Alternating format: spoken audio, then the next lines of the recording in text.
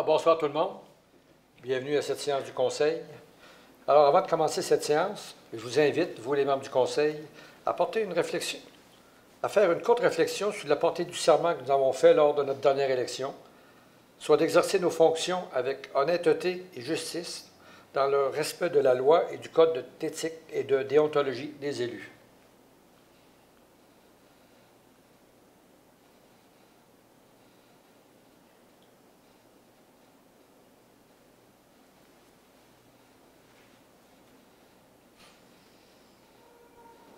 Merci beaucoup.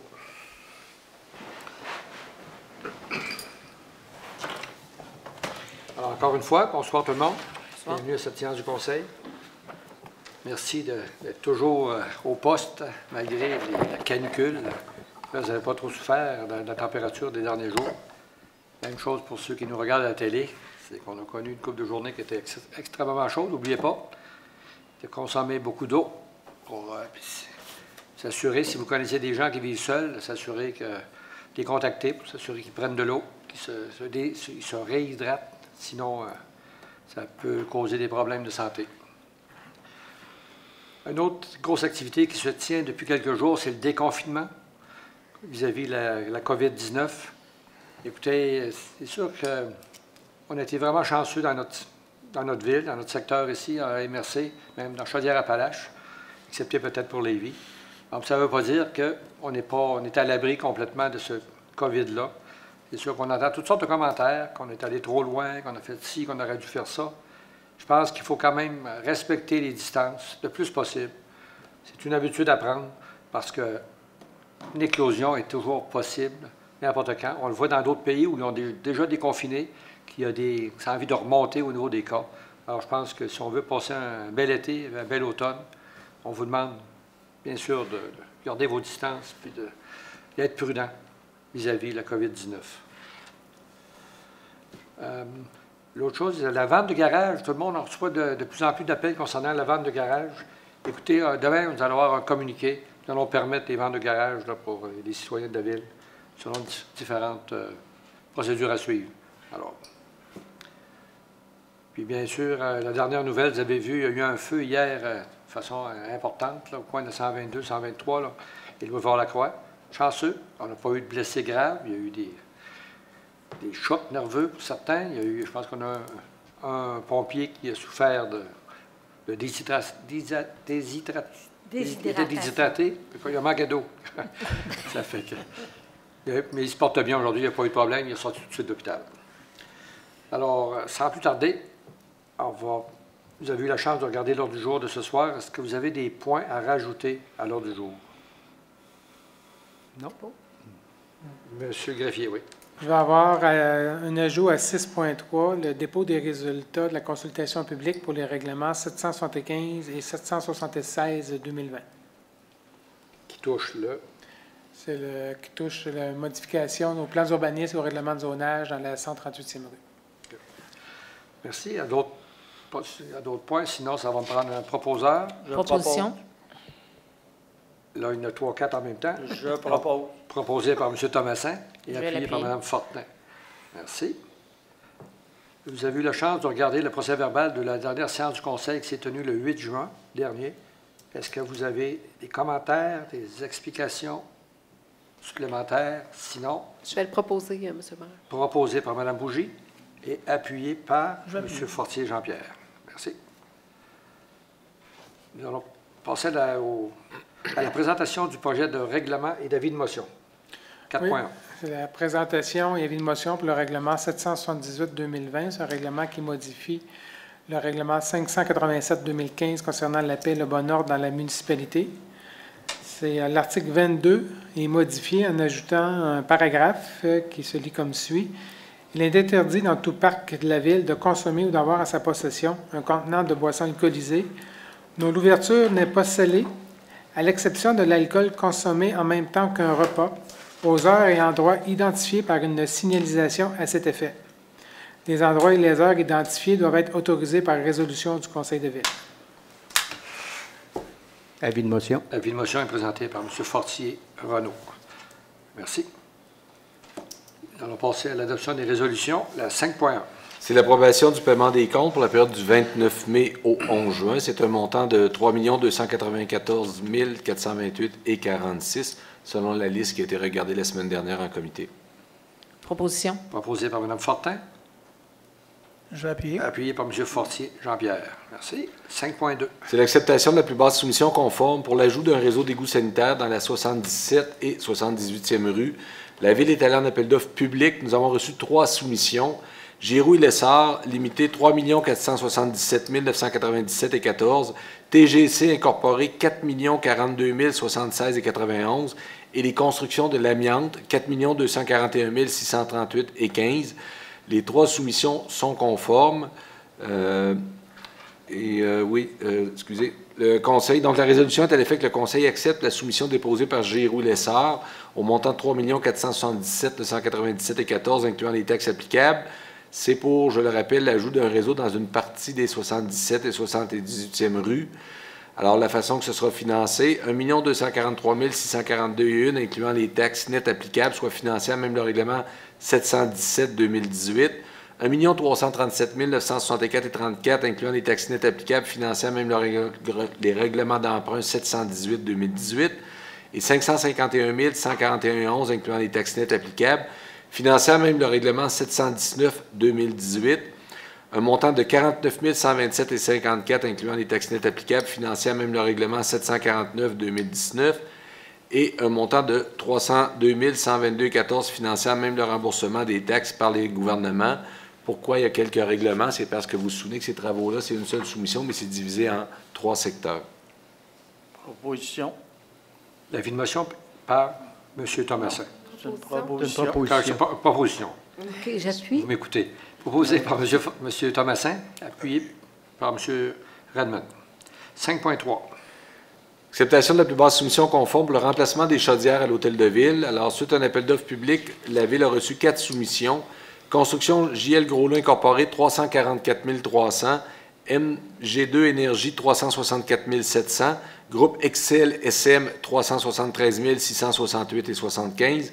Et Gabriel Miller Incorporé, 502 072,83. Les soumissions sont conformes. Le projet de résolution vise à ce que le Conseil octroie la soumission, accepte la soumission déposée, oui, de construction JL Groslot. C'est un montant qui va être payable à même le surplus accumulé Nouvelle-Ville tel que prévu au plan triennal d'immobilisation. Proposition. Proposé par Mme Fortin, Je vais appuyer. appuyé par Mme Bougie. Merci. 5.4. C'est l'acceptation de la plus basse soumission conforme pour la fourniture et l'installation d'une génératrice au garage municipal. Nous sommes allés en appel d'offres public. Nous avons reçu 5 soumissions. Construction JL Groslot, 156 710. Paggy Incorporé, 172 749,94. Les constructions Binette Incorporé, 179 361 $. MG2 Énergie, 192 169,22. Et les constructions GBM, 197 700. Les soumissions reçues sont toutes conformes. La résolution vise donc à accepter la soumission de construction JL Groslot, montant de 156 700, incluant les taxes. Ça va être financé à même le surplus accumulé Nouvelle-Ville tel que prévu au plan triennal d'immobilisation 2020. Proposition. Proposé par M. Fortier. Et je vais l'appuyer. Appuyé par Mme Thibodeau. Merci. 5.5. Acceptation de la plus basse soumission conforme pour la fourniture sur demande de soude caustique liquide pour une période de 12 mois. Nous sommes allés en appel d'offres public. Nous avons reçu 3 soumissions. Produits chimiques Sodrox, 98 864,13. Univar Canada Limité, 116 708,97. Bremtag Canada, 121 399,73. Les 3 soumissions sont conformes. La proposition est à l'effet d'accepter celle des produits chimiques Sodrox. C'est un montant qui est payable annuellement, même le budget de fonctionnement. Proposition. Proposé par Jean. M. Perron, Secondé. appuyé par M. Thomasin. Merci. 5.6. Acceptation de la plus basse soumission conforme pour la fourniture sur demande de sulfate d'aluminium pour une période de 12 mois. Nous sommes allés en appel d'offres sur invitation à 4 entreprises. Nous avons reçu 3 soumissions. Produits chimiques Chemtrade Canada, 88 185,83. Chemira Water Solutions Canada, 107 616,60. Et produits chimiques Sodrox, 108 065. Les soumissions sont conformes. La résolution vise à octroyer le contrat à produits chimiques Chemtrade Canada, payable à même le budget de fonctionnement. Proposition. Proposé par M. Elle Fortier. appuyée. Jean-Pierre, L'appui. Appuyé par M. Fortier-Renaud. Merci. 5.7. Acceptation de la plus basse soumission pour la fourniture sur demande de PAS 10 pour une période de 12 mois. Nous sommes en appel d'offres public. Nous avons reçu une soumission, soit celle de Kimira Water Solutions Canada au montant de 84 989,52 $. La soumission est conforme. La résolution vise donc à l'accepter. C'est payable à même le budget de fonctionnement. Tous ces produits-là que je mentionne depuis tout à l'heure, il en reste un, c'est pour les usines d'eau potable. Proposition. Proposé par Mme Fortin. Appuyé par Mme Thibodeau.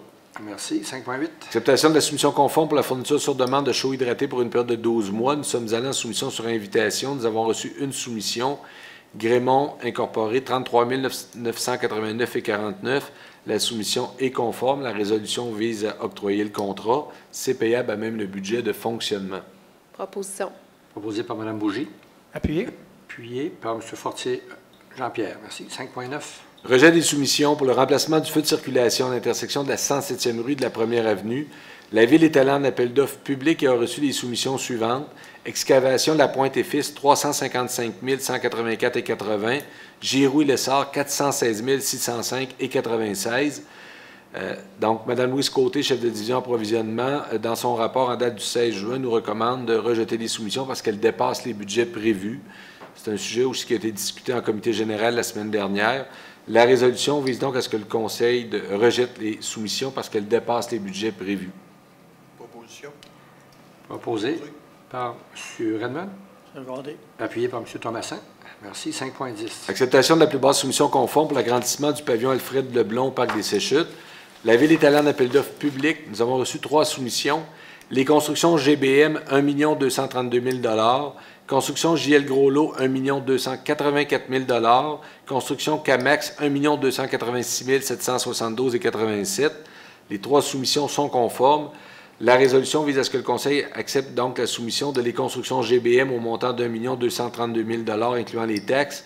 En fait, c'est pour l'agrandissement, mais aussi la réfection du pavillon Alfred Leblond.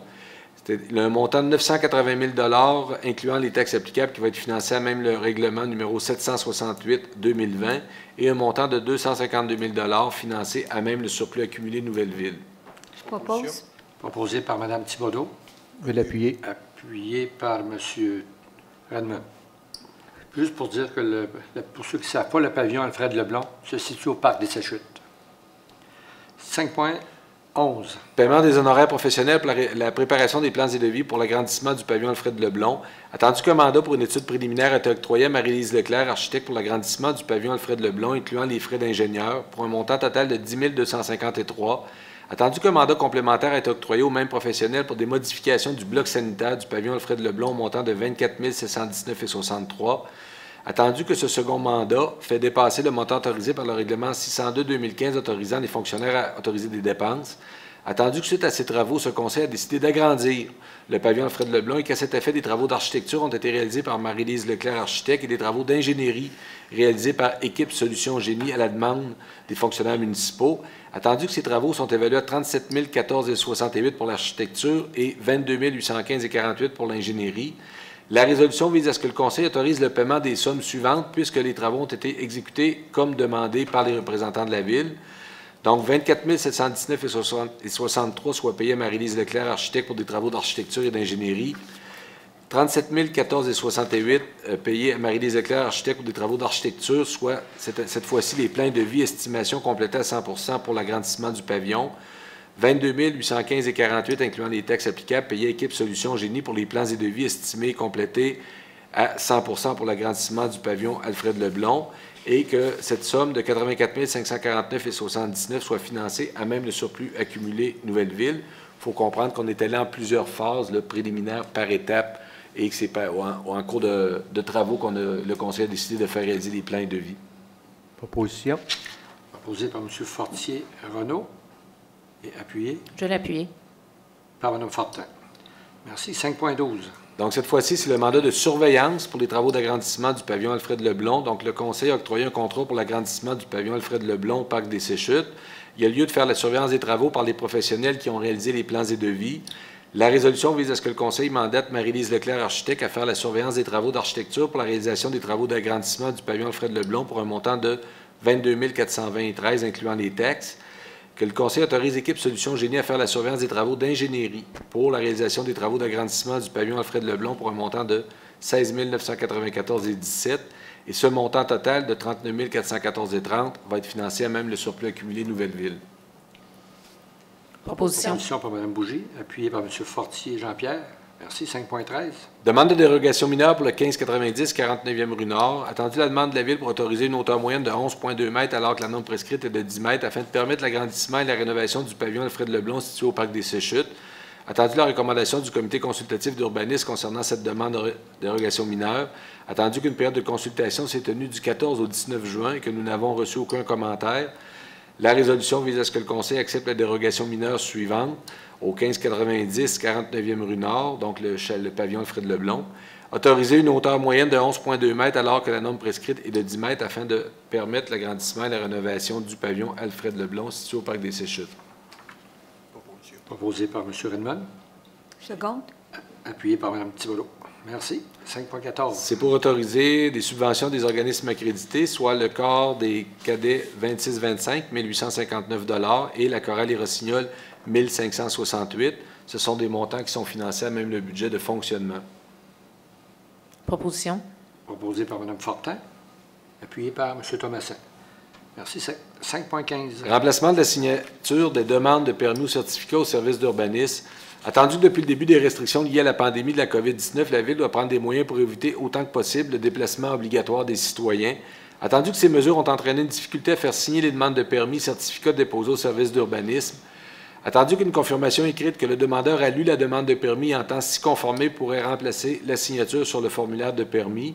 La résolution vise donc à ce que le Conseil accepte qu'une confirmation écrite du requérant par voie électronique remplace la signature de la demande d'un permis ou certificat au service d'urbanisme et que ce soit rétroactif au 25 mars 2020. Proposition. Proposé par Mme Bougie, appuyé par M. Redmond. Merci. 5.16. Ajout d'un arrêt toute direction à l'intersection de la 1er avenue et de la 38e rue A. Attendu le manque de visibilité à cette intersection étant donné l'étroitesse de la 1er avenue et la dénivellation importante à la sortie de la 38e rue A. Attendu la recommandation des services techniques. Attendu que les travaux dans ce secteur vont être terminés sous peu. Attendu la recommandation du comité de circulation. L'effet d'ajouter un arrêt toute direction à cette intersection. La résolution vise donc à ce que le Conseil autorise l'installation d'un arrêt toute direction à l'intersection de la 1er avenue de la 38e rue A et que le Conseil autorise le service des travaux publics à effectuer les aménagements nécessaires pour donner suite à la présente résolution. Proposition. Proposé. Propose. Proposé par M. Fortier. Je l'appuie. Appuyé par Mme Thibodeau. Merci. Nous allons passer maintenant au dépôt de documents, le 6.1. 6.1, c'est un dépôt de rapport d'embauche pour des étudiants. On parle de 2 surveillants sauveteurs et 4 surveillants sauveteurs et moniteurs aquatiques. Okay, merci. 6.2. 6.2, c'est aussi un dépôt de rapport d'embauche. C'est pour un étudiant à titre de surveillant, toujours pour le service des loisirs et de la culture. Et 6.3. 6.3, c'est le rapport sur la consultation publique pour les règlements 775 et 776-2020. Le règlement 775 prévoit la modification du plan d'urbanisme, alors que le 776, c'était le règlement de zonage. C'était pour permettre, entre autres, la construction de multifamiliales 4 logements en haut de la 22e avenue, le long de la 22e avenue. Nous avons reçu 56 commentaires d'opposition au projet, aucun commentaire en faveur. Sur les 56 commentaires, 4 provenaient d'un secteur qui n'aurait pas le droit de participer éventuellement s'il y avait un exercice d'approbation du règlement. Alors, je voudrais remercier ceux qui ont pris le temps de nous écrire parce que, étant donné les conditions actuelles, il fallait faire l'effort d'écrire. Maintenant, le Conseil va se pencher sur les recommandations que vous avez faites. Alors, d'ici la prochaine séance du Conseil, vous allez avoir notre décision. Merci. Les autres sujets, maintenant, c'est les réunions auxquelles vous avez participé. Alors, M. Fortier, avez-vous participé à des réunions? Oui, mardi dernier, donc je vais avoir la date, ça ne sera pas long, je vais vous dire ça. Vous m'avez pris au dépourvu. 16 juin, je pense. Mardi le 16 juin, c'était la réunion, a lieu par voie téléphonique l'Assemblée générale du Taxibus. Là, c'est encore cette année, on avait quorum pour l'Assemblée générale, c'était par voie téléphonique à cause de la COVID. Fait que, encore cette année, on a fait le tour du dossier avec l'Assemblée générale. Et puis, ça a été une année encore extraordinaire pour le taxibus. D'année en année, on monte au niveau de l'achalandage. Et puis là, ben, avec après l'Assemblée générale, on a eu une réunion normale, une réunion taxibus. Et puis ben là, avec la COVID, ben, on a vu depuis la mi-mars, on a vu une diminution. Mais là, on voit que ça a tendance à reprendre au niveau de la reprise. Ça fait que c'est sûr qu'on va avoir 2 mois et demi d'inactivité. Bien, pas inactivité, mais c'était coupé à tout près de 75 %. Je pense que c'était 1 personne par taxi au lieu de...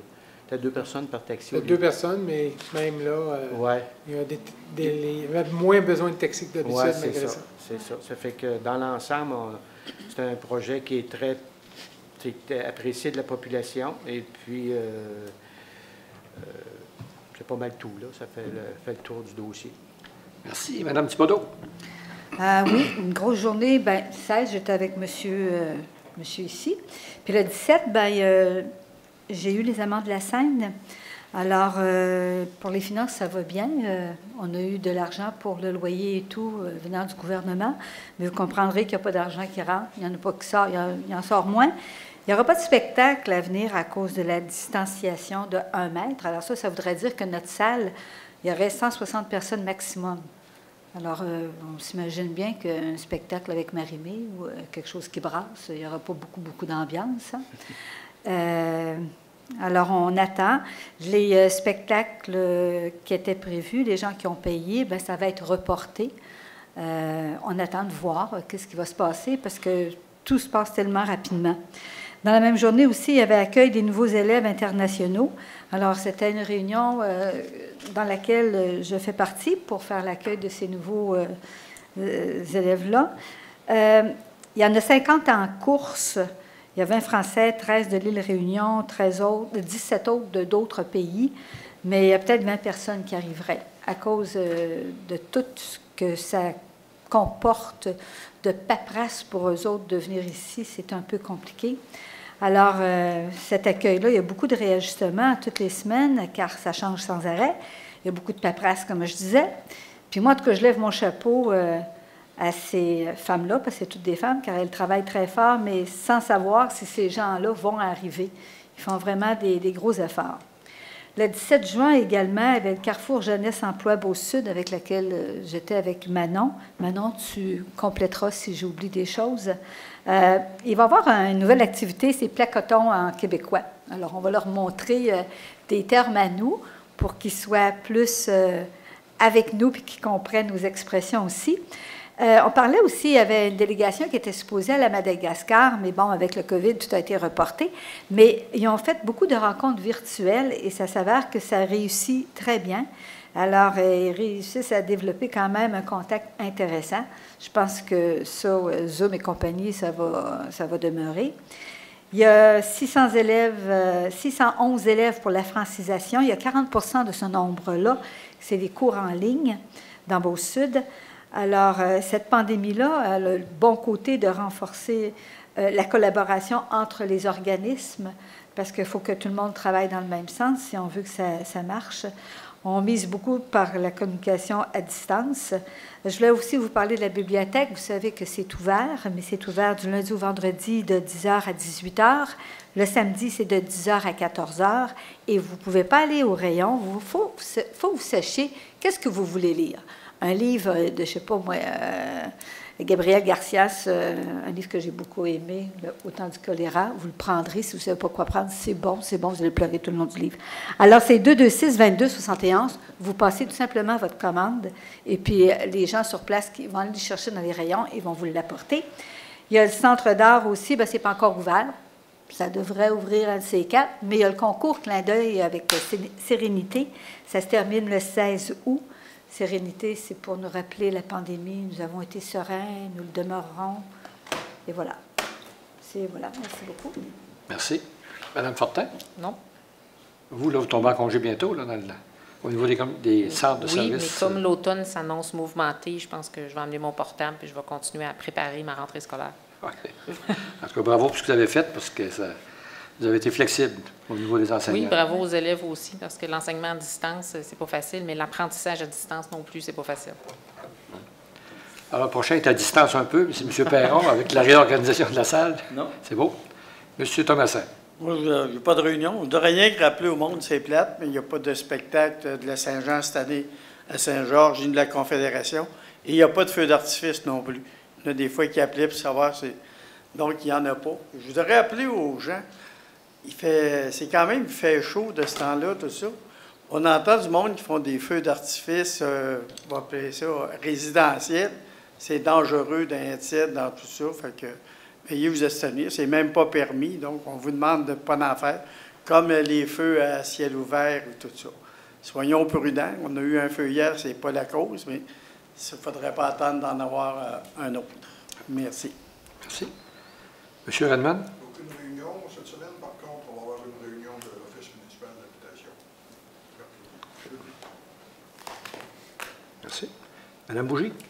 Bien, moi, j'avais la table d'immigration le 17 à laquelle j'ai partagé. Puis, Mme Thibodeau a fait un bon résumé. Les gens ont aussi partagé leur plan de déconfinement là, parce que chaque organisme commence à déconfiner.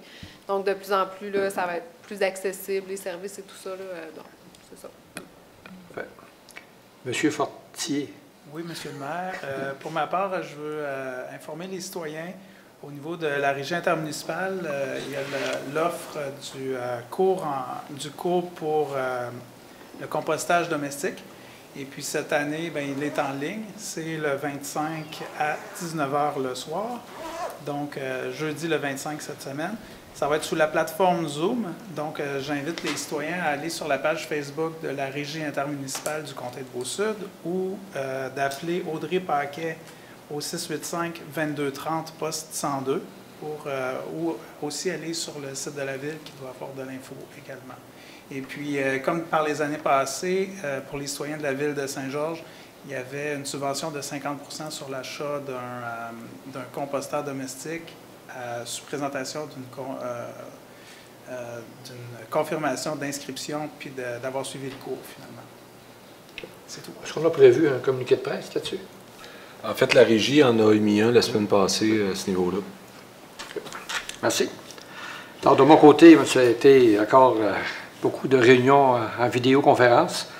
J'ai eu un conseil d'administration de l'Union des municipalités du Québec qui nous préparait pour l'AGA, l'Assemblée générale annuelle, qui a eu lieu la semaine dernière. Écoutez, il n'y a pas grand-chose.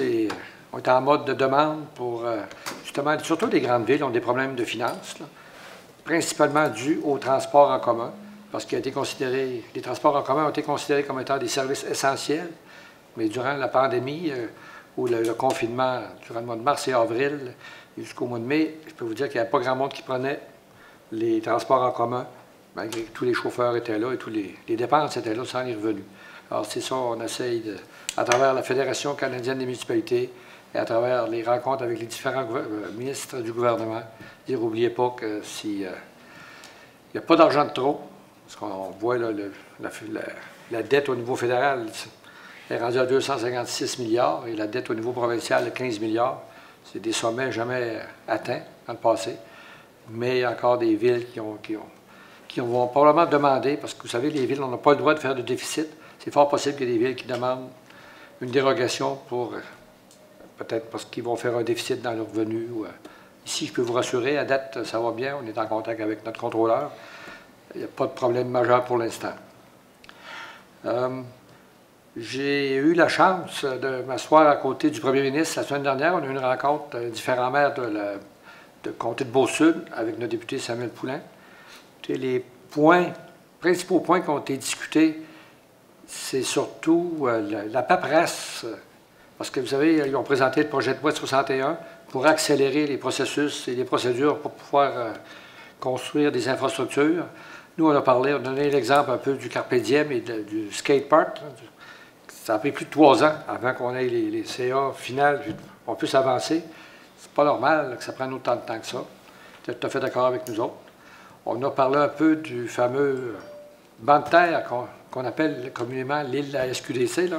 Le banc de terre qui est situé dans la rivière Chaudière à côté du pont d'Henri-de-Roy. Il se demandait qu'est-ce que ça faisait là. Il a montré. Il a eu la chance d'aller le voir. Écoutez, on essaie d'enlever les obstacles, et puis certains ministères, pas le nommer l'environnement, nous obligent à remettre comme c'était avant, alors que c'était un genre de petit îlot qui s'était construit avec les années.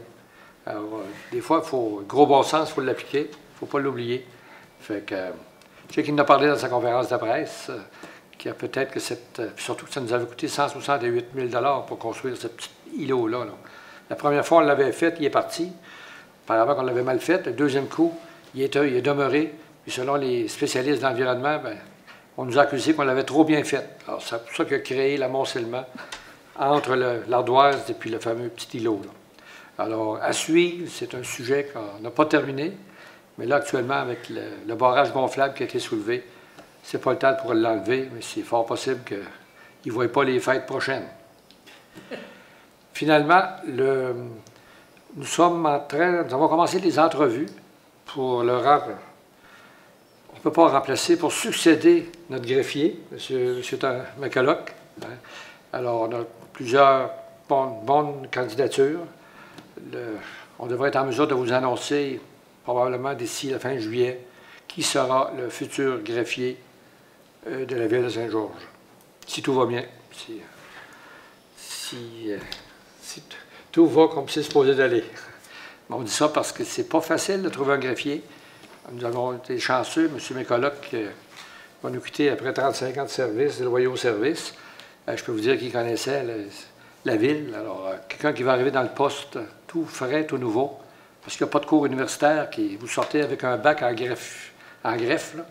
Ça n'existe pas. C'est une série d'expériences et d'aptitudes que la personne doit avoir pour occuper ce poste, et un poste des plus importants, parce qu'il empêche les conseillers d'aller en prison, et le maire aussi. Ça touche à peu près... aussi, on a eu la table régionale des élus municipaux de Chaudière-Appalaches. Ça faisait 3 mois qu'on n'avait pas eu. Écoutez, on est en train de s'en faire passer une petite vite, là, on nous impose des façons de travailler. Mais là, parce qu'ils veulent c'est au niveau de la région, pour qu'on ait avec 3 priorités, mais ça va jouer dur entre les différentes MRC pour s'assurer qu'on n'est pas laissé de côté. D'ailleurs, une de nos priorités, c'est le prolongement de l'autoroute 73. Alors, je vous dis, on a parlé beaucoup avec le premier ministre aussi. Vous savez, ce prolongement-là, on est parti d'une demande du prolongement d'une autoroute. On a passé quelques temps à discuter d'un boulevard urbain. Là, on est rendu dans une route de contournement. Alors, écoutez, lorsqu'on va en savoir un peu plus, parce qu'il n'y a pas de décision prise, alors, c'est sûr c'est un 4 voies qu'on veut. Alors, avec l'annonce qu'il y avait eu dans le projet de loi 61, qui était une route de contournement à 2 voies, j'ai communiqué avec le député du fédéral, Richard Lehoux, pour qu'il nous mette en contact avec le ministère des Infrastructures, Marc Garneau, pour qu'eux aussi, le fédéral, se disent présents pour qu'on puisse avoir un prolongement digne de ce nom et qui, selon nos exigences. Alors, un dossier à suivre. Avec M. Legault aussi, on a parlé du PEC, le fameux PEC, qui est le Programme d'expérience québécoise pour les nouveaux arrivants. Je ne sais pas si c'est avec ce qu'on lui a dit, mais le ministre de l'Immigration a été changé aujourd'hui. On se retrouve avec Mme Nadine Giraud, qui est la nouvelle ministre de l'Immigration, qui remplace M. Jolin Barrette. Alors, c'est sûr que nous, on est une des régions qui a été nommée souvent en exemple pour la qualité du service concernant les nouveaux arrivants, autant la préparation que l'intégration et le taux de ceux qui restent ici. Taux de rétention. De rétention, qui ont été un des meilleurs au Québec. Alors, tous ceux, tantôt Mme Thibodeau parlait des réunions à laquelle elle participait, parce que tout le monde met la main à la pâte, justement pour que les gens qui arrivent ici se sentent chez eux. Moi, je disais, on a 48 nations différentes à Saint-Georges. Alors, je pense qu'on s'en vient, on pense qu'on a autant que Montréal. Multiculturel. Et puis, non, on n'entend pas aucun problème d'intégration ou de comportement. Oui, pas plus que nos beaucerons. Fait que non, je pense que c'est grâce que tout le monde. C'est important qu'on leur montre qu'on a besoin d'eux, parce que c'est la main-d'œuvre pour nous autres. C'est pas mal tout. À moins que vous ayez d'autres choses à Oui. rajouter pour les réunions. Oui, Je madame. voudrais juste rajouter, c'est sec, hein? C'est bien, bien sec. On parlait des feux tout à l'heure, mais il faudrait parler de l'eau aussi. Essayer d'économiser l'eau. Le lavage d'asphalte, on peut laisser passer. Ouais. Hein? Parce qu'il pleut tout autour, on dirait, puis ici, il ne pleut pas. Alors, économiser l'eau, là, il faut faire attention. Parfait. Pas d'autres points? On va passer aux questions. Avez-vous des questions, les membres du Conseil, concernant tout ce qui a été discuté et ce qui s'en vient? Non? C'est bon? Encore une fois, public, vous avez la chance toujours de nous faire parvenir vos questions qui touchent le Conseil ou toute la Ville. On en a, mais ils sont répondus lorsqu'on en reçoit, parce que c'est des questions personnelles qu'on n'amène pas ici, là.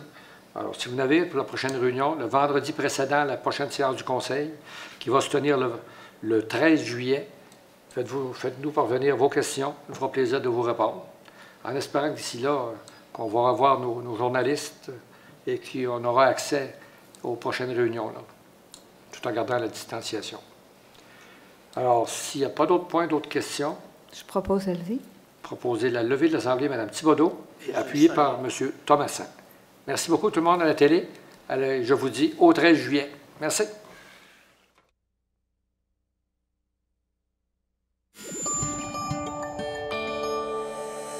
Nous TV, fiers de faire rayonner notre communauté.